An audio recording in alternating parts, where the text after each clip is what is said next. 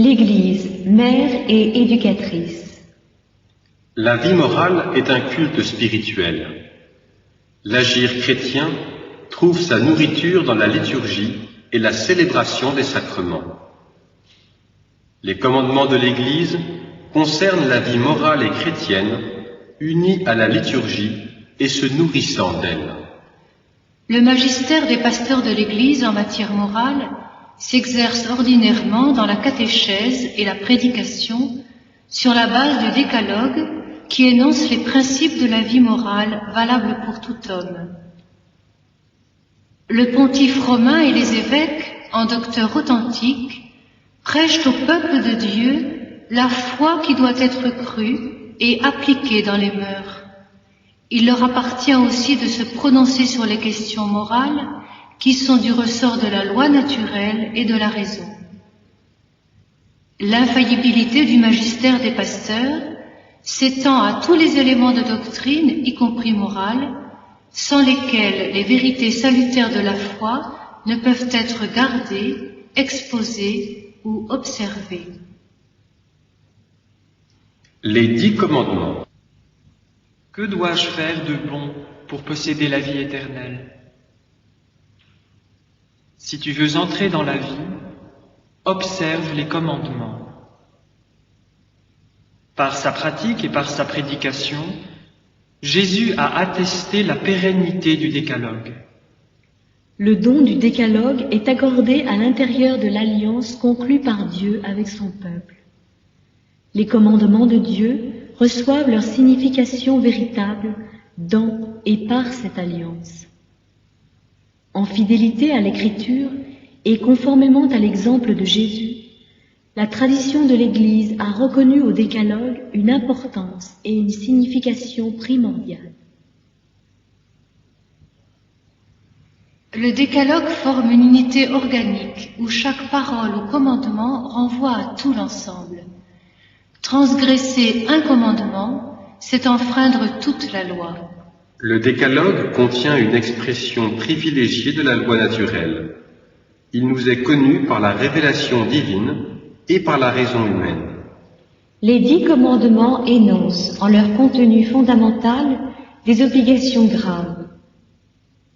Cependant, l'obéissance à ces préceptes implique aussi des obligations dont la matière est, en elle-même, légère. Ce que Dieu commande, il le rend possible par sa grâce. Tu aimeras le Seigneur ton Dieu de tout ton cœur, de toute ton âme et de toutes tes forces. Le premier commandement. Tu aimeras le Seigneur ton Dieu de tout ton cœur, de toute ton âme et de toutes tes forces. Le premier commandement appelle l'homme à croire en Dieu, à espérer en lui et à l'aimer par-dessus tout. C'est le Seigneur ton Dieu que tu adoreras. Adorer Dieu, le prier, lui offrir le culte qui lui revient, accomplir les promesses et les vœux qu'on lui a faits, sont des actes de la vertu de religion qui relèvent de l'obéissance au premier commandement. Le devoir de rendre à Dieu un culte authentique concerne l'homme individuellement et socialement. L'homme doit pouvoir professer librement la religion en privé et en public. La superstition est une déviation du culte que nous rendons au vrai Dieu. Elle éclate dans l'idolâtrie ainsi que dans les différentes formes de divination et de magie. L'action de tenter Dieu, en parole ou en acte, le sacrilège, la simonie, sont des péchés d'irréligion interdits par le premier commandement. En tant qu'il rejette ou refuse l'existence de Dieu, l'athéisme est un péché contre le premier commandement. Le culte des images saintes est fondé sur le mystère de l'incarnation du Verbe de Dieu. Il n'est pas contraire au premier commandement. Le deuxième commandement. Tu ne prononceras pas le nom du Seigneur ton Dieu à faux. Ô Seigneur notre Dieu, qu'il est grand ton nom par tout l'univers. Le deuxième commandement prescrit de respecter le nom du Seigneur. Le nom du Seigneur est saint. Le second commandement interdit tout usage inconvenant du nom de Dieu. Le blasphème consiste à user du nom de Dieu, de Jésus-Christ, de la Vierge Marie et des saints d'une façon injurieuse. Le faux serment appelle Dieu à témoigner d'un mensonge. Le parjure est un manquement grave envers le Seigneur, toujours fidèle à ses promesses. Ne jurez ni par le Créateur, ni par la créature, si ce n'est avec vérité, nécessité et révérence. Dans le baptême, le chrétien reçoit son nom dans l'Église. Les parents, les parrains et le curé veilleront à ce que lui soit donné un prénom chrétien. Le patronage d'un saint offre un modèle de charité et assure sa prière. Le chrétien commence ses prières et ses actions par le signe de la croix, au nom du Père et du Fils et du Saint-Esprit. Amen. Dieu appelle chacun par son nom. Le troisième commandement. Observe le jour du sabbat pour le sanctifier. Le 7e jour sera jour de repos complet, consacré au Seigneur. Le sabbat, qui représentait l'achèvement de la première création, est remplacé par le dimanche, qui rappelle la création nouvelle, inaugurée à la résurrection du Christ. L'Église célèbre le jour de la résurrection du Christ, le 8e jour, qui est nommé à bon droit jour du Seigneur ou dimanche. Le dimanche doit être observé dans l'Église tout entière comme le principal jour de fête de précepte. Le dimanche et les autres jours de fête de précepte, les fidèles sont tenus par l'obligation de participer à la messe. Le dimanche ou les autres jours de précepte, les fidèles s'abstiendront de ces travaux et de ces affaires qui empêchent le culte dû à Dieu, la joie propre du jour du Seigneur ou la détente convenable de l'esprit et du corps. L'institution du dimanche contribue à ce que tous jouissent du temps de repos et de loisirs suffisants qui leur permettent de cultiver leur vie familiale, culturelle, sociale et religieuse. Chaque chrétien doit éviter d'imposer sans nécessité à autrui ce qui l'empêcherait de garder le jour du Seigneur.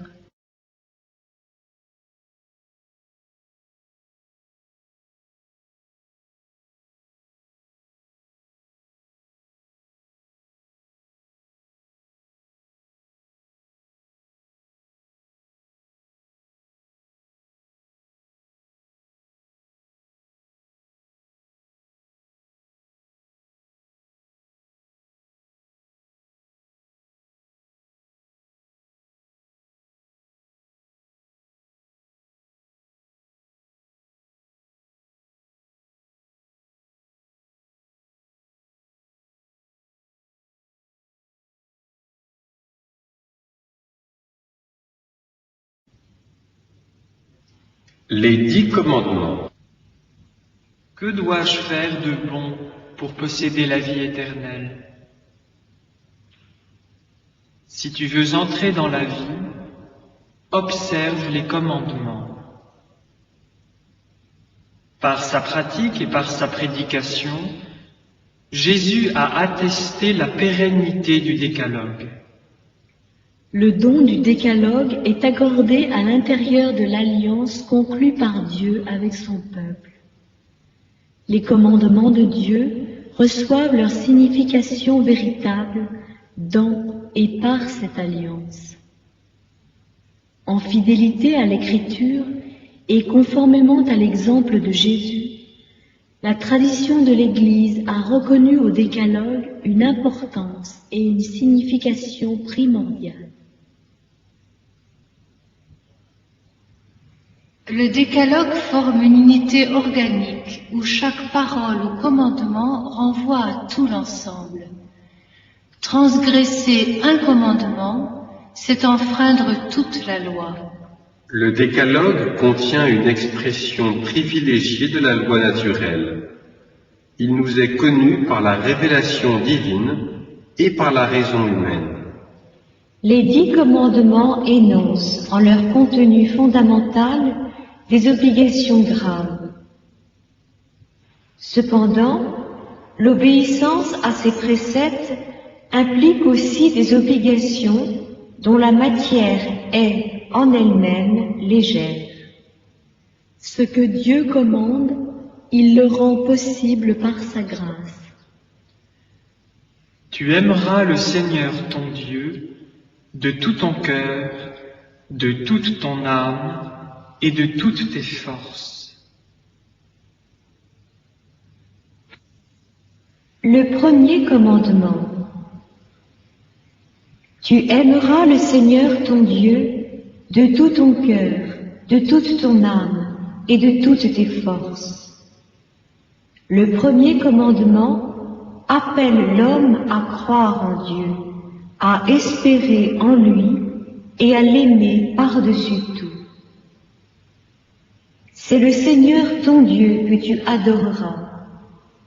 Adorer Dieu, le prier, lui offrir le culte qui lui revient, accomplir les promesses et les vœux qu'on lui a faits, sont des actes de la vertu de religion qui relèvent de l'obéissance au premier commandement. Le devoir de rendre à Dieu un culte authentique concerne l'homme individuellement et socialement.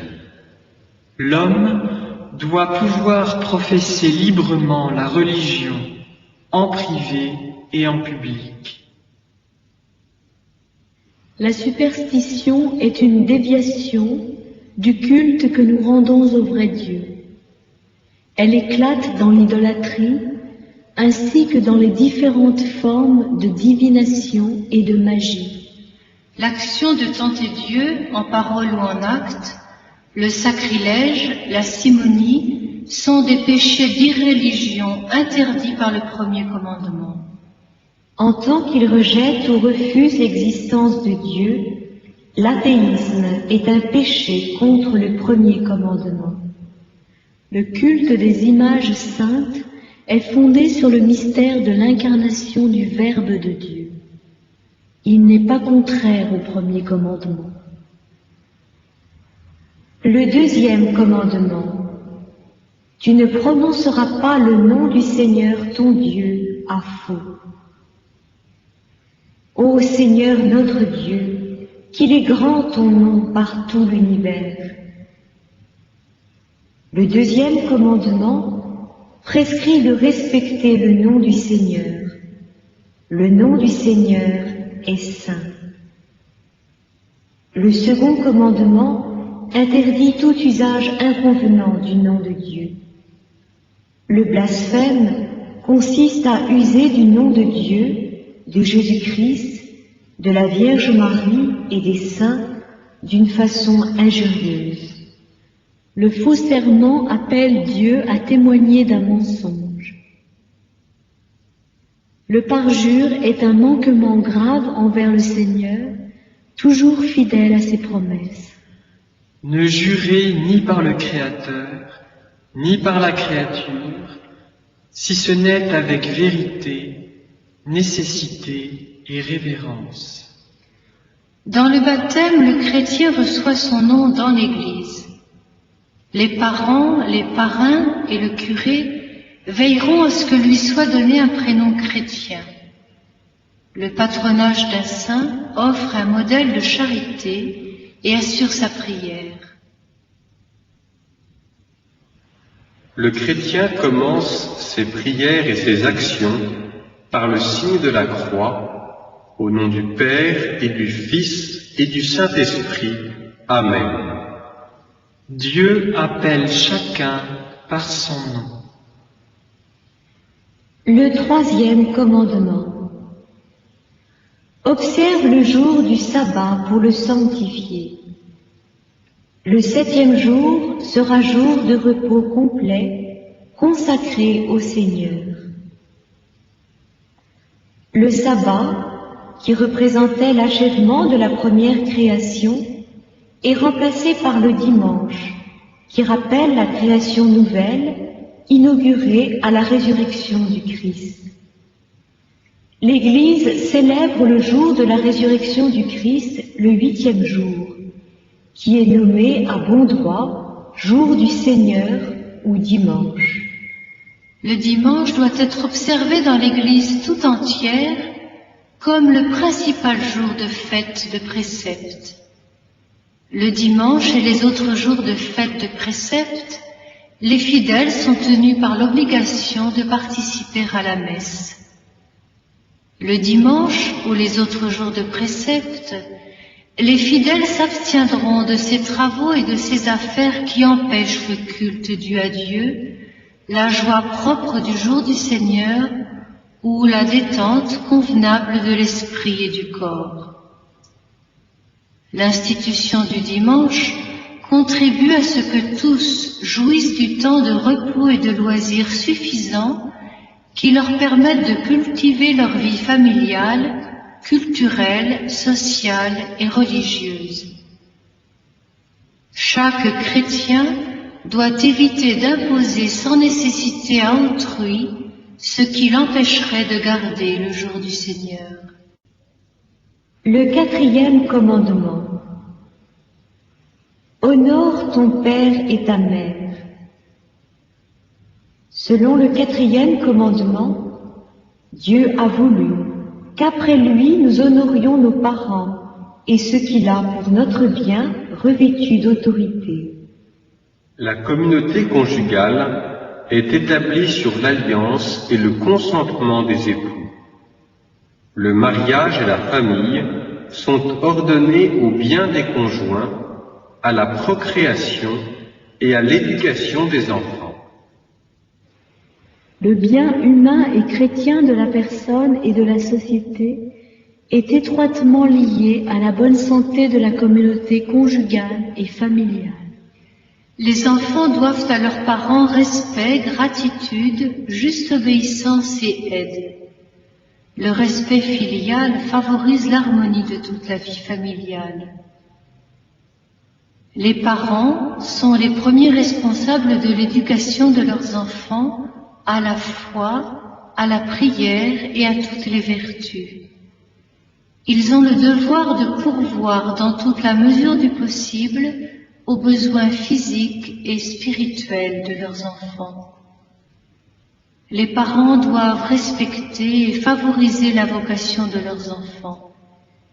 Ils se rappelleront et enseigneront que le premier appel du chrétien, c'est de suivre Jésus. L'autorité publique est tenue de respecter les droits fondamentaux de la personne humaine et les conditions d'exercice de sa liberté. Le devoir des citoyens est de travailler avec les pouvoirs civils à l'édification de la société dans un esprit de vérité, de justice, de solidarité et de liberté. Le citoyen est obligé en conscience de ne pas suivre les prescriptions des autorités civiles quand ces préceptes sont contraires aux exigences de l'ordre moral. Il faut obéir à Dieu plutôt qu'aux hommes. Toute société réfère ses jugements et sa conduite à une vision de l'homme et de sa destinée. Hors des lumières de l'Évangile sur Dieu et sur l'homme, les sociétés deviennent aisément totalitaires. Le 5e commandement. Tu ne tueras pas. Dieu tient en son pouvoir l'âme de tout vivant et le souffle de toute chair d'homme. Toute vie humaine, dès le moment de la conception jusqu'à la mort, est sacrée, parce que la personne humaine a été voulue pour elle-même à l'image et à la ressemblance du Dieu vivant et saint. Le meurtre d'un être humain est gravement contraire à la dignité de la personne et à la sainteté du Créateur. L'interdit du meurtre n'abroge pas le droit de mettre hors d'état de nuire un injuste agresseur. La légitime défense est un devoir grave pour qui est responsable de la vie d'autrui ou du bien commun. Dès sa conception, l'enfant a le droit à la vie. L'avortement direct, c'est-à-dire voulu comme une fin ou comme un moyen, est une pratique infâme gravement contraire à la loi morale.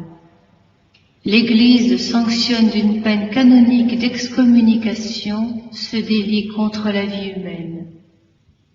Puisqu'il doit être traité comme une personne dès sa conception, l'embryon doit être défendu dans son intégrité, soigné et guéri comme tout autre être humain. L'euthanasie volontaire, quelles qu'en soient les formes et les motifs, constitue un meurtre. Elle est gravement contraire à la dignité de la personne humaine et au respect du Dieu vivant, son Créateur. Le suicide est gravement contraire à la justice, à l'espérance et à la charité. Il est interdit par le 5e commandement. Le scandale constitue une faute grave quand par action ou par omission, il entraîne délibérément autrui à pécher. À cause des maux et des injustices qu'entraîne toute guerre, nous devons faire tout ce qui est raisonnablement possible pour l'éviter. L'Église prie de la famine, de la peste et de la guerre, délivre-nous, Seigneur. L'Église et la raison humaine déclarent la validité permanente de la loi morale durant les conflits armés. Les pratiques délibérément contraires aux droits des gens et à ses principes universels sont des crimes. La course aux armements est une plaie extrêmement grave de l'humanité et lèse les pauvres d'une manière intolérable. Heureux les artisans de paix, car ils seront appelés fils de Dieu. Le 6e commandement. Tu ne commettras pas d'adultère. L'amour est la vocation fondamentale et innée de tout être humain. En créant l'être humain, homme et femme, Dieu donne la dignité personnelle d'une manière égale à l'un et à l'autre. Il revient à chacun, homme et femme, de reconnaître et d'accepter son identité sexuelle.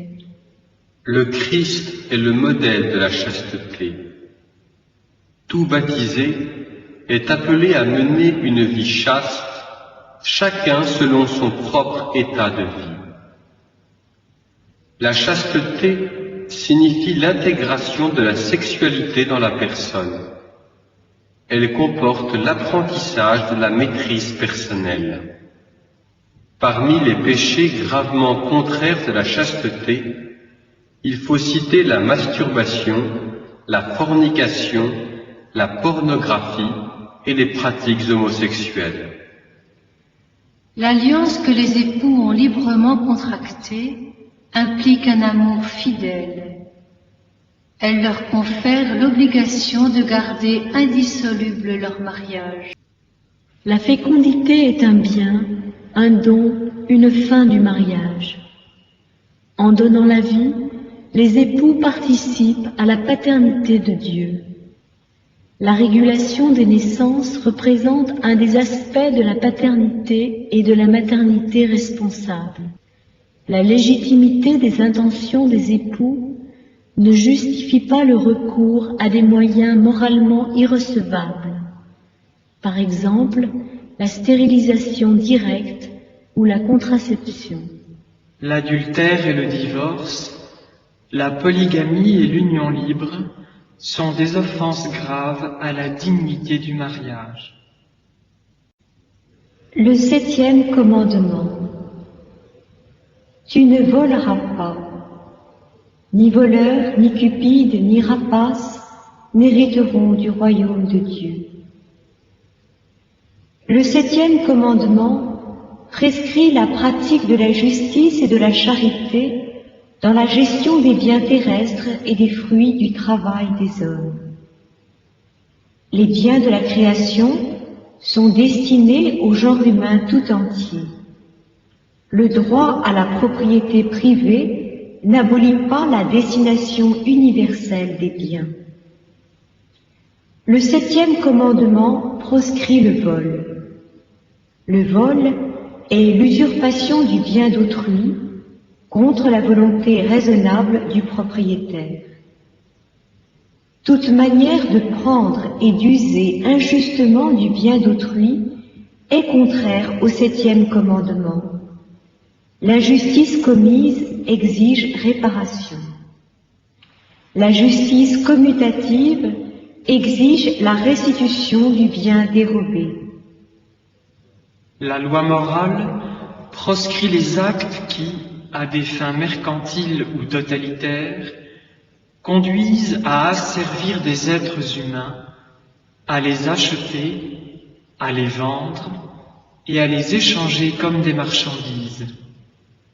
La domination accordée par le Créateur sur les ressources minérales, végétales et animales de l'univers ne peut être séparée du respect des obligations morales, y compris envers les générations à venir.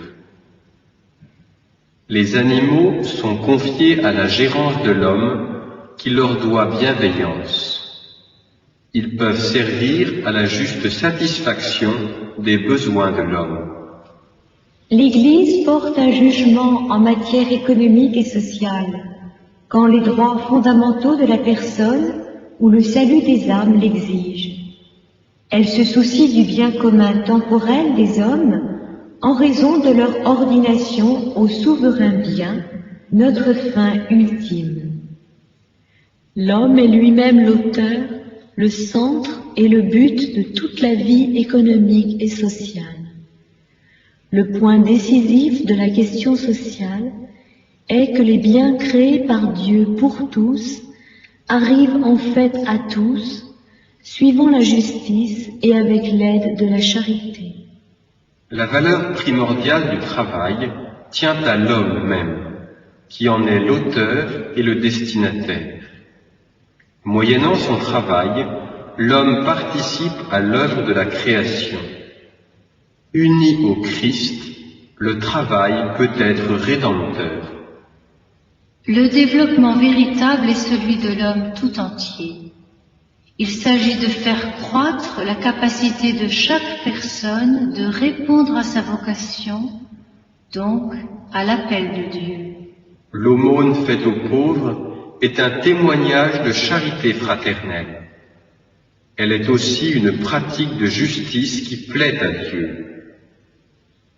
Dans la multitude d'êtres humains sans pain, sans toit, sans lieu, comment ne pas reconnaître Lazare, mendiant affamé de la parabole? Comment ne pas entendre Jésus, « À moi non plus, vous ne l'avez pas fait ». Le 8e commandement. Tu ne témoigneras pas faussement contre ton prochain. Les disciples du Christ ont revêtu l'homme nouveau, créé selon Dieu dans la justice et la sainteté qui viennent de la vérité. La vérité ou véracité est la vertu qui consiste à se montrer vrai en ses actes et à dire vrai en ses paroles, se gardant de la duplicité, de la simulation et de l'hypocrisie. Le chrétien n'a pas à rougir de rendre témoignage au Seigneur, en actes et en paroles. Le martyre est le suprême témoignage rendu à la vérité de la foi. Le respect de la réputation et de l'honneur des personnes interdit toute attitude ou toute parole de médisance ou de calomnie. Le mensonge consiste à dire le faux avec l'intention de tromper le prochain qui a droit à la vérité. Une faute commise à l'encontre de la vérité demande réparation. La règle d'or tout ce que vous voulez que les hommes fassent pour vous, faites-le vous-même pour eux, aide à discerner dans les situations concrètes s'il convient ou non de révéler la vérité à celui qui la demande. Le secret sacramentel est inviolable. Les secrets professionnels doivent être gardés. Les confidences préjudiciables à autrui n'ont pas à être divulguées. La société a droit à une information fondée sur la vérité, la liberté et la justice. Il convient de s'imposer modération et discipline dans l'usage des moyens de communication sociale. Les beaux-arts, mais surtout l'art sacré, visent, par nature, à exprimer de quelque façon dans les œuvres humaines la beauté infinie de Dieu. Et ils se consacrent d'autant plus à accroître sa louange et sa gloire qu'ils n'ont pas d'autre propos que de contribuer le plus possible à tourner les âmes humaines vers Dieu. Le 9e commandement. Tu ne convoiteras pas la femme de ton prochain. Quiconque regarde une femme avec convoitise a déjà commis dans son cœur l'adultère avec elle. Le 9e commandement met en garde contre la convoitise ou concupiscence charnelle. La lutte contre la convoitise charnelle passe par la purification du cœur et la pratique de la tempérance. La pureté du cœur nous donnera de voir Dieu. Elle nous donne dès maintenant de voir toutes choses selon Dieu. La purification du cœur exige la prière, la pratique de la chasteté, la pureté de l'intention et du regard. La pureté du cœur demande la pudeur, qui est patience, modestie et discrétion. La pudeur préserve l'intimité de la personne. Le 10e commandement. Tu ne désireras rien de ce qui est à ton prochain. Là où est ton trésor, là sera ton cœur. Le 10e commandement défend la cupidité déréglée, née de la passion immodérée des richesses et de leur puissance. L'envie est la tristesse éprouvée devant le bien d'autrui et le désir immodéré de se l'approprier. Elle est un vice capital. Le baptisé combat l'envie par la bienveillance, l'humilité et l'abandon à la providence de Dieu. Les fidèles du Christ ont crucifié la chair avec ses passions et ses convoitises. Ils sont conduits par l'Esprit et suivent ses désirs. Le détachement des richesses est nécessaire pour entrer dans le royaume des cieux. Bienheureux les pauvres de cœur. L'homme de désir dit « Je veux voir Dieu ». La soif de Dieu est étanchée par l'eau de la vie éternelle. Le démon existe, c'est une réalité. Ça gêne de parler du démon.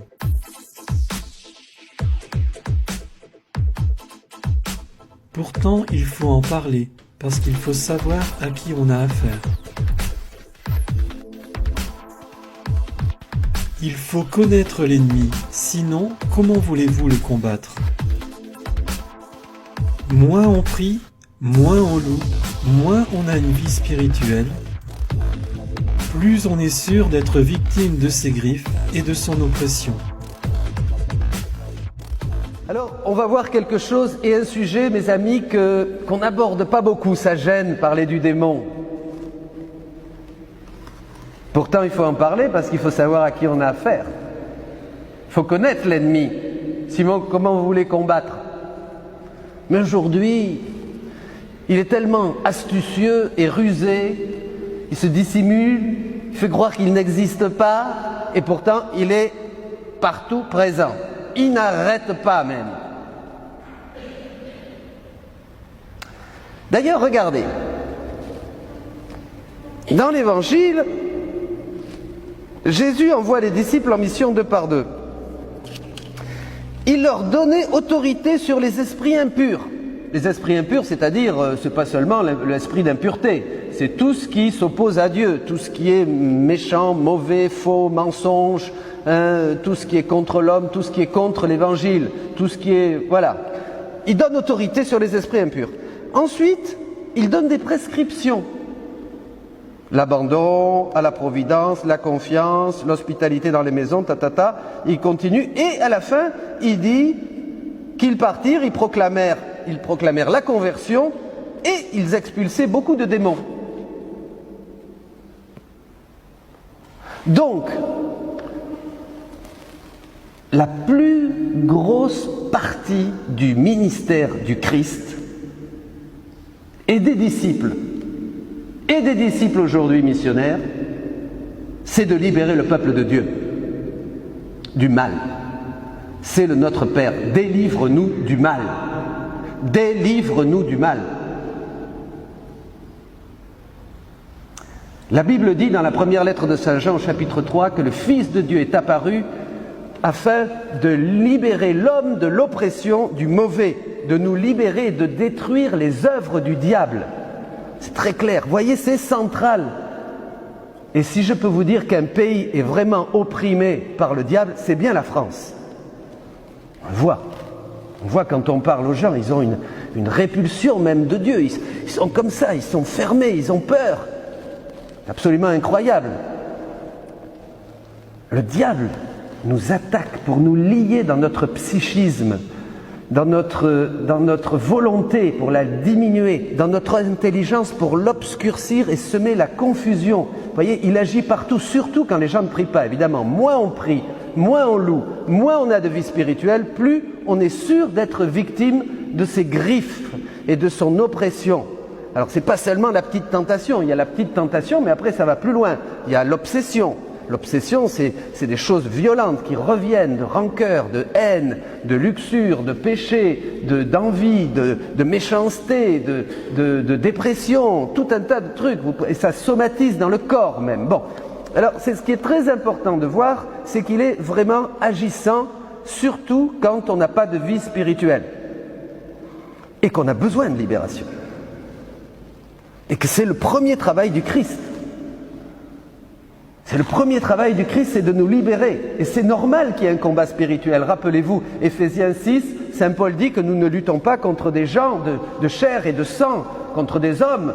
Nous luttons surtout, il dit, contre les princes des ténèbres, les esprits impurs qui sont dans l'atmosphère, c'est-à-dire qui sont dans ce lieu intermédiaire entre le ciel, qui ne sont pas au ciel bien sûr, puisqu'il n'y a pas de démons dans le ciel, mais qui sont ici, ils ne sont pas non plus dans la terre, en terre, parce que nous, ils n'ont pas de corps, vous comprenez, comme nous, mais ils sont dans le lieu intermédiaire, dit Saint Paul, c'est-à-dire une zone où se mélangent, où ils ont accès à notre psychisme, à nos sentiments. Ils agissent sur les sentiments, sur les idées. Vous voyez, quand la tête tourne et qu'on ne peut pas l'arrêter. Très important. On ne parle pas de ça. Je me souviendrai toujours, pour vous donner un exemple très simple, à Guadalajara, au Mexique, une grande assemblée de 3000 personnes, il y avait une petite fille de ton âge, comme ça, toute jeune, qui était là, et je suis sorti avec le Saint-Sacrement, et quand je suis approché, c'est là où j'ai pris conscience qu'on était victime du mauvais. Et quand je suis passé près d'elle, elle s'est mise à trembler partout et à se bouger dans tous les sens. Alors je me dis, quand même, une enfant de 9 ans, mais c'est pas possible ça. C'est pas possible, c'est pas possible. Et alors, bon, après, elle était libérée et tout ça. Et après, je l'ai fait venir et je lui ai dit, écoute, viens me dire, qu'est-ce qui s'est passé? Et elle me dit, il y a un mois, avec des copines, on s'est retrouvés à la maison et on a joué à la Ouija. Ah bon, à la Ouija, à faire tourner les esprits, là, avec un verre. Et j'ai senti que quelque chose est entré en moi. Depuis ce jour, je ne suis pas bien, je ne m'entends plus avec maman, je pleure tout le temps, je suis insupportable.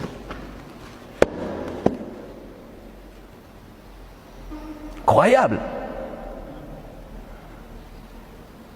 Donc vous voyez, et là, pour moi, ça m'a fait prendre conscience de beaucoup de choses. Mais il agit sur nous tous. Si vous ne priez pas, vous sentez la tristesse, vous êtes tentés, nous avons envie d'être méchants, nous critiquons, nous nous renfermons sur nous-mêmes, nous allons compenser aussi avec de l'alcool, avec des excès de nourriture, avec de la drogue peut-être aussi. On va glisser de plus en plus dans des dépendances physiques, vous voyez, dans des dépendances intérieures, dans des dépendances de gens, on va être pessimiste.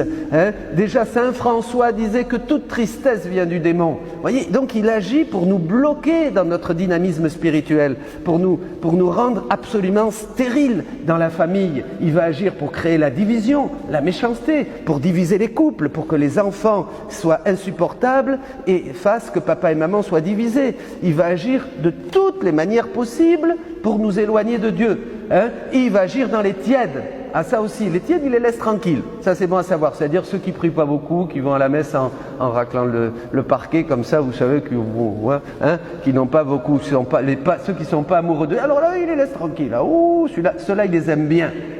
Il les aime beaucoup parce qu'ils font rien. Ils font rien, donc il les maintient dans une espèce de pseudo-piété, tout ça. Bon, alors, mais les autres, alors là, on se rend compte de son travail quand on va vraiment vers Dieu. Vous voulez savoir si le diable existe et il va vous faire les siennes? Eh bien, commencez à dire oui à Jésus de tout votre cœur. Commencez à dire oui à Jésus de tout votre cœur. Commencez à dire au Seigneur, je t'aime Jésus, je te donne ma vie. Maintenant, je veux que tu me libères, puisque tu as dit que le Fils de Dieu est venu pour détruire les œuvres du diable, puisque tu as dit que c'est Yeshua, c'est lui qui vous sauvera de votre péché, puisque tu as dit, Jésus, très clairement, que tu es venu libérer les captifs. Ça aussi, dans Luc 4,16, Jésus est venu libérer les captifs. Dès qu'on n'est pas sous l'onction de Jésus-Christ, dès qu'on ne fait pas partie de la famille de Jésus, dès qu'on n'est pas avec Jésus, qu'on n'est pas son ami, qu'on ne marche pas avec lui, on se fait avoir. Croyez-moi, je vous l'assure, j'ai vu ça pendant 35 ans. On se fait avoir, c'est automatique. Automatique. On est dans un truc, on a des compensations, on a des bébêtes, on a des ennuis, on somatise dans son corps, on dort mal, on est dépressif, on a des trucs. Et surtout, on ne veut pas obéir. Surtout, on ne veut pas obéir au prophète. Surtout, on ne veut pas obéir. Il suffit que quelqu'un mette le doigt sur ça, parce qu'il y a un orgueil en plus, évidemment. Le diable est très orgueilleux, donc il vous communique un orgueil. Il suffit que tu dis, toi, tu ne vas pas à cause de ça. Oh, quoi? Pour qui tu te prends? Moi, je suis... Non. Oh, c'est des gens très orgueilleux. Il faut être humble. On ne peut rien leur dire. Voyez? Mais on est liés. Moi, je vois quand je passe chez les uns, chez les autres, et puis, évidemment, hein, combien il y en a qui sont accros, mais alors accros aussi à la télévision, aux jeux Internet, à tout un tas de trucs dégoûtants sur Internet. Il y a ceux qui sont accros au Reiki aussi, il y a des formes de yoga, de méditation transcendantale, guérisseurs. Ah oui, tout ça c'est à la mode, quand c'est pas la sorcellerie, le tarot, les jeux, accro aux jeux aussi, aux jeux, hein, au loto, à tout un tas de trucs où on a besoin. C'est des petites choses. Et souvent ça peut commencer par une petite chose. On est accro à un petit truc, vous voyez, on croit que c'est anodin, hein, on croit que c'est anodin, mais non, mais à partir de là, il commence à vous tenir, vous voyez. Alors ça c'est très important. Je ne peux pas aller plus loin, je ne peux pas tout expliquer sur ce sujet, mais c'est un sujet que j'ai vraiment travaillé pendant de longues années.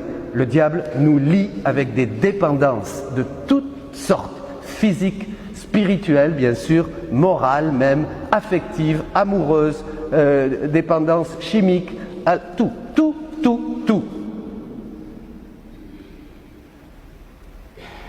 Manque de prière.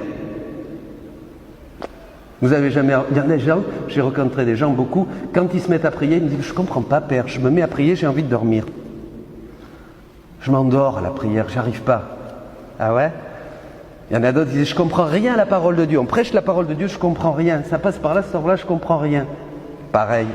Les pères du désert disaient que le démon avait une grande jaquette. Il y a un père qui raconte ça. Vous savez, les pères du désert, c'est du 1er au 4e siècle, 6e siècle. Hein, et il ouvre sa jaquette. Et quand les moines se mettaient à prier, il sortait une petite goutte, comme ça, comme avec un doseur, et puis là, il mettait tiédeur sur celui-là. Celui-là, dormir. Celui-là, je vais lui mettre mauvaise pensée. Mauvaise pensée, voilà. Pour gêner la prière des moines. C'était une image, bien sûr, mais pour vous dire qu'il est toujours actif. trouvez votre point faible dans vos vies, là où vous avez été blessés, et vous verrez que c'est là que le diable aussi va agir. Le diable agit toujours là où nous sommes faibles. Bon. Alors, les disciples missionnaires, qu'est-ce qu'ils font là? Le premier boulot, Jésus leur donne la puissance, la grâce, l'onction du Saint-Esprit pour aller chez les gens, pour les bénir. Aujourd'hui, on a vu une famille qui est venue, on s'est tous réunis, elle n'était pas baptisée, la dame, on lui a dit, allez, venez, on va prier pour vous. Alors oui, elle veut le baptême maintenant, elle venait pour le baptême de son petit, et bien maintenant elle va être aussi baptisée, la maman, c'est formidable. On est tous mis autour d'elle, et on a prié sur elle et sur son conjoint, vraiment de tout notre cœur, et elle va entrer dans l'équipe pour se faire baptiser. Voyez? Qu'est-ce que fait un disciple missionnaire? Eh bien d'abord, il se remplit de Dieu. Et là, je parle pour vous tous, parce que c'est pour ça que vous êtes à l'église. Vous êtes à l'église pour être vraiment remplis de Dieu et aller libérer les autres. C'est la seule chose qu'on a à faire dans la vie. Et c'est la seule chose qu'on aura comme couronne dans le ciel. Les âmes que nous aurons libérées par notre prière et notre sacrifice. Quand vous allez mourir et voir Jésus, la seule chose que vous allez recevoir comme couronne, ce sont toutes les âmes que par votre prière et votre sacrifice, vous aurez sauvées. Je vous le dis, c'est bon à savoir, il n'y a rien d'autre. C'est pas vos bonnes œuvres, c'est pas vos prières, c'est pas vos machins, parce que tout ça c'est Dieu qui nous l'a donné, hein, c'est la monnaie de son pays. Donc on va vous dire, regarde Seigneur, la belle monnaie que j'ai. Mais il va te dire, mais que t'es nigo, c'est moi qui t'ai donné ça, les grâces, les prières, de faire ta prière, d'être fidèle, d'aller à la messe, tout ça c'est moi qui te l'ai donné. Pourquoi tu me redonnes ce que moi je t'ai donné pendant que tu étais sur la terre? Donne-moi plutôt autre chose. Ah, mais les âmes qu'on a sauvées par nos sacrifices, nos prières, et à qui on a parlé de Jésus, parce que ça c'est ici, hein, proclamé, allez, ils proclamèrent qu'il fallait se convertir. Ah, ça oui. Vous parlez de Jésus? Vous parlez de Jésus? Vous dites aux gens qu'il faut se convertir? Si vous ne parlez pas de Jésus, il faut prier pour que vous soyez libérés. Parce que ça c'est le fameux démon muet. Le démon muet, c'est je dis rien. À personne. Il ne faut pas choquer, il ne faut pas choquer, il ne faut pas choquer. Ça, c'est un démon aussi, ça. Épouvantable. Ah, où ils sont les missionnaires? Si c'est le premier boulot du missionnaire, c'est d'annoncer aux gens que le Christ est vivant. Et que le Christ peut changer ta vie. Et qu'il n'y a pas d'autre puissance qui pourra changer le monde que l'évangile de Jésus-Christ. Est-ce que vous le croyez? Est-ce que vous êtes convaincus? Est-ce que vous allez par le monde? Est-ce que vous allez dans les familles parler de Jésus? Est-ce que vous faites prier? Est-ce que vous faites prier les enfants? Je parle à tous ceux qui écoutent. La France a besoin de toi. La France a besoin de missionnaires. Depuis que nous chantons maintenant davantage et que nous louons le Seigneur, on commence à voir que le ciel s'ouvre. Hein, et c'est formidable. Il y a plein de belles choses qui se passent. Il y a plein de belles choses qui se passent, parce que dès qu'on commence à louer Dieu de tout notre cœur, je vous disais au début de la messe, eh ben le démon fout le camp.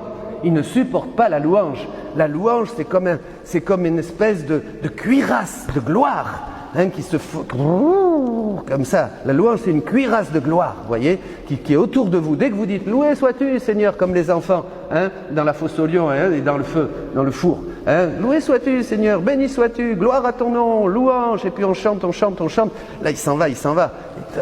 Parce que vous avez toute une gloire, la gloire de Dieu descend sur vous, puisqu'on est fils de Dieu. Comprenez? Mais dès qu'on loue pas, qu'on vit centré sur nous-mêmes, sur notre nombril, avec nos petits soucis, nos petits problèmes, nos petits machins, nos petites tristesses, nos petits trucs, mon petit monde, vous savez, mon petit monde, on loue pas, on prie pas, on est tout le temps dans la tête avec que des projets humains, que moi. Voilà. Alors là, évidemment, on n'a plus de force spirituelle, on n'a plus rien, on est réduit, c'est l'homme déchu. C'est exactement l'homme déchu, c'est Adam déchu qui se tape, qui se cache avec des choses qu'il trouve, vous voyez, parce qu'il se sent tout nu, alors vous voyez, on peut aller plus loin encore, hein. Donc on s'habille, on essaye de donner une apparence, on se maquille, on se fait beau, on se fait belle, on achète une belle voiture, on achète des trucs, tout ça, pour essayer d'attirer l'attention, parce qu'on est nu, on n'a rien. Alors voilà, hein, et oui, évidemment, Adam a fait ça après le péché. Oui, tout ça, il faut le comprendre. Par contre, si vous louez Dieu, vous êtes beau. Si vous louez Dieu, la gloire descend sur vous. Et alors là, on passe à la deuxième lecture. Extraordinaire. Regardez. Dieu, le Père de notre Seigneur Jésus-Christ, il nous a bénis. Il nous a quoi? Non, je vous ai... Il nous a quoi? Il nous a bénis et comblés des bénédictions de l'Esprit. Où elles sont les bénédictions de l'Esprit? Au ciel, dans le Christ. Une autre traduction dit dans les lieux célestes. C'est-à-dire qu'il y a des bénédictions pour nous, il y a des bénédictions pour vous, mais il faut les prendre. C'est pas les bénédictions au ciel quand je serai mort et que j'irai au ciel. Oh, je ne sais pas si j'irai au ciel d'abord, hein. Faudra voir. Hein. Mais c'est pas ça. C'est-à-dire que dans la dimension spirituelle dont je vous parlais, il y a des bénédictions, mais comme me disait un jour un prédicateur, il faut avec ta foi, c'est la main. Il faut prendre ces bénédictions et la joie, la puissance de l'Esprit Saint, l'intelligence, la ferveur dans la prière, la grâce de pardonner à mes ennemis, à tous ceux qui m'énervent. Et on continue. Et vous faites descendre, et vous faites descendre, et vous faites descendre. Vous comprenez? Vous louez Dieu, vous ouvrez le ciel, vous plongez dans les trésors du Christ, dans ces bénédictions spirituelles, et vous les faites descendre dans votre cœur. Par contre, si vous ne louez pas, la gloire, ça fout le camp, le ciel fermé, et qu'est-ce qui vous reste? Eh bien, le voisin du dessous, il est là. Vous savez, le curé d'Ars, le saint curé d'Ars, hein, très intelligent, le curé d'Ars, il disait que le démon, quand on est en haut, au premier étage, il ne peut pas nous toucher, quand on est dans l'étage de la grâce. Premier étage, on loue Dieu, on est fervent, on fait sa prière le matin, le soir, on lit la parole de Dieu, on se retrouve le jeudi avec les disciples missionnaires pour louer, enfin vous voyez, on ne se fait pas avoir. On ne se fait pas avoir. Il dit qu'on est au premier étage. Alors le démon, il vient nous tenter. Il prend un manche à balai et puis il voit qu'on est là, tac, tac, tac, tac, tac, tac, tac, tac, tac. Il t'embête ici. Toi tu vas là. Tac, tac, tac, tac, tac, tac, tac, tac, tac. Il fait comme ça. Hein, le curé d'Ars, il disait ça, c'est extraordinaire. Il a des catéchèses, hein, le saint curé d'Ars, Jean-Marie Vianney. Formidable, je vous conseille de lire ses pensées. Hein. Et alors, il dit ça. Donc, quand on est à l'étage de la grâce, qu'on loue Dieu, il ne peut pas nous toucher, le démon.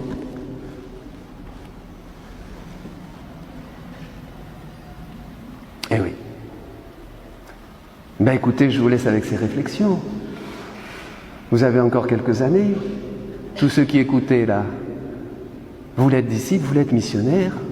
Regardez autour de vous. Regardez les gens comme ils sont. Regardez les gens. Moi j'ai envie de pleurer quand je les vois. Je vois des assemblées, j'ai envie de pleurer, j'ai le cœur qui se retourne dans mon... C'est horrible. Je les vois tellement accros au monde, aux choses du monde qui passent, aucune espérance, rien, que des petits plaisirs frelatés, immédiats, sensibles, des vies complètement centrées sur eux-mêmes. Je me dis, mais comment ils vont faire d'ici quelques années? Comment ils vont faire? Comment ils se sont fait avoir par le malin? Comment ils se sont fait piéger?